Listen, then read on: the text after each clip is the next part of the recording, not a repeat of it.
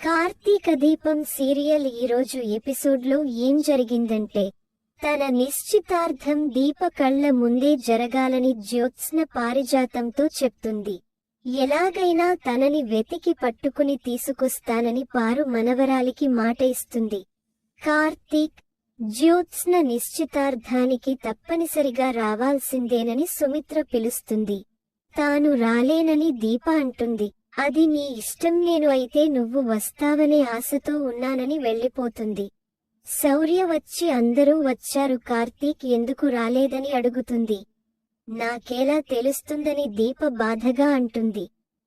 కార్తీక్ వచ్చి ఉంటే బాగుండేది, నేను అసలు గుర్తు ఉన్నానా అని అనుకుంటుంది. కార్తీక్ దీప ఉన్న అవుట్ హౌస్ లోకి వెళ్లి అక్కడ ఉన్న బుక్ మీద శౌర్య పేరు చూసి, ఎలా ఉన్నా రౌడీ, నిన్ను ఒకసారి చూడాలని అనిపిస్తుందని అంటాడు. ఇంట్లో డబ్బులు డబ్బాను చూస్తాడు. అందులో డబ్బులతో పాటు లెటర్ ఉంటుంది. మీరు ఇచ్చిన గడువులోగా మీ డబ్బు మీకు అందుతుందని రాసి ఉంటుంది.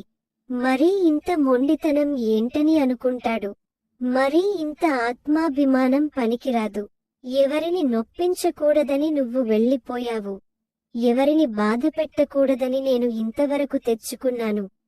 పారిజాతం కార్తీక్ దగ్గరకు వస్తుంది.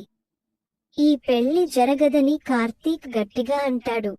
ఈ పెళ్లి జరగపోతే మీ అత్త చీ కొట్టడం, జ్యోత్స్న చావడం, ఇల్లు ముక్కలు కావడం ఎంత నిజమో మీ అమ్మ చనిపోవడం కూడా అంతే నిజమని అంటుంది. నీకు జ్యోత్స్న మెడలో తాళి కట్టడం తప్ప వేరే దారి లేదు. అందరికీ నీ గురించి అబద్ధం చెప్పానని చెప్తుంది. నిన్ను చూస్తుంటే అసహ్యం వేస్తుందని అంటాడు. నీ నిర్ణయం ఇంతకుముందే ఇంట్లో చెప్పి ఉంటే వాళ్ళు ఆలోచించేవాళ్లు, కానీ బాగా లేట్ అయిపోయింది. నా మాట విని జ్యోత్స్నను పెళ్లి చేసుకో అంటుంది. అప్పుడే సుమిత్ర వాళ్ళు ఇంటికి వస్తారు. దశరథ వాళ్ల దగ్గర పారిజాతం కార్తీక్ ని ఇరికిస్తుంది. మీరు ఎప్పుడు వస్తారా, ముహూర్తాలు ఎప్పుడు పెడతారా, శుభవార్త విందామా అని ఎదురు చూస్తున్నాడని చెప్తుంది. నిశ్చితార్థం వచ్చే గురువారం పెట్టారు. ఆ రోజే పెళ్లి ముహూర్తం చెప్తారని సుమిత్ర చెప్తుంది. ఈ విషయానికి నా మనవరాలికి తెలిస్తే ఎగిరి గంతేస్తుందని పారిజాతం ఉబ్బితబ్బిబ్బైపోతుంది. జ్యోత్స్న అప్పుడే బయట నుంచి వస్తుంది. పారిజాతం సంతోషంగా తన దగ్గరకు వెళ్లి ముద్దు పెట్టి నిశ్చితార్థానికి ముహూర్తం పెట్టుకుని వచ్చారని చెప్తుంది. పారు మరీ సాడిస్ట్ లాగా బిహేవ్ చేస్తుందని కార్తీక్ తిట్టుకుంటాడు. కార్తీక్ ముభావంగా వెళ్లిపోతుంటే సుమిత్ర ఆపుతుంది. గుళ్ళో దీప కనిపించిందని చెప్తుంది. జ్యోత్స్న కూడా వాళ్ల మాటలు వింటుంది.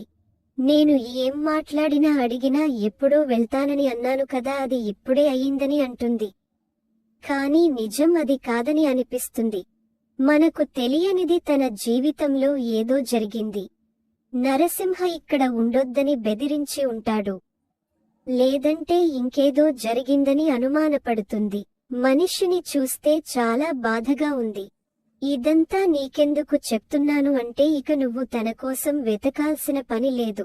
రావాలనుకుంటే వస్తుంది, లేదంటే లేదు అంటుంది. శౌర్య మళ్లీ కార్తీక్ జపం మొదలు పెడుతుంది. దీప వాళ్లు వెళ్తున్న ఆటో పక్క నుంచి కార్తీక్ కారు వెళ్తుంది. శౌర్య చూసి, కార్తీక్ ఆగు, నేను ఆటోలో ఉన్నానని అంటుంది. దీప తిడుతుంది. దీంతో శౌర్య కూడా కోప్పడుతుంది. మనం ఎంత వెతికినా దీప కనిపించకపోతే ఊరు వదిలి వెళ్ళిందని అనుకున్నాను, కానీ ఇక్కడే ఉందని జ్యోత్స్న అంటుంది. బావను చూస్తే ఏదో డౌట్ వస్తుంది. జ్యోత్స్నను పెళ్లి చేసుకోవడం నాకు ఇష్టం లేదని బావ నీతో ఎప్పుడైనా చెప్పాడా అని జ్యోత్స్న పారిజాతాన్ని అడుగుతుంది. నీకు ఆ అనుమానం వచ్చిందని అంటుంది. ఇక్కడ అందరూ మహానటులే. శౌర్యకు నేనే కన్నతండ్రిని అని బావ ట్విస్ట్ ఇచ్చాడు. అది కన్ఫర్మ్ చేసుకుందామని అనుకుంటే దీప వెళ్లిపోయింది. ఊరంతా వెతికినా నాకు కనిపించలేదు, కానీ అమ్మకు గుడిలో కనిపించింది. నాకు ఇప్పుడు బావను పెళ్లి చేసుకోవడమే ఇంపార్టెంట్. కానీ నా జాతకం ఎలా ఉందంటే, దీప ఉంటేనే నా నిశ్చితార్థం జరిగేలా ఉందని అంటుంది. దీప ఎక్కడ ఉన్నా నేను వెతికి పట్టుకుంటాను. సుమిత్ర అడిగిన ప్రశ్నకు సమాధానం మనకు తెలుసు. అది అడ్డం పెట్టుకుని దీపను ఇంటికి తీసుకొస్తానని పారిజాతం అంటుంది. ఎంగేజ్మెంట్ కి ఒక్కరోజు ముందైన దీప ఇంట్లో ఉండాలి. తన కళ్ల ముందే బావకు నాకు ఎంగేజ్మెంట్ జరగాలని జ్యోత్స్న చెప్తుంది. అలా చేయడం తన బాధ్యత అని పారిజాతం చెప్తుంది. కాంచన సంతోషంగా అందరికీ ఫోన్ చేసి కొడుకు నిశ్చితార్థం గురించి ఫోన్లో మాట్లాడుతుంది. కార్తీక్ అప్పుడే వస్తాడు. అమ్మతో అయినా నిజం చెప్పాలని అనుకుంటాడు. అక్కడితో నేటి కార్తీక దీపం సీరియల్ ఎపిసోడ్ ముగిసింది.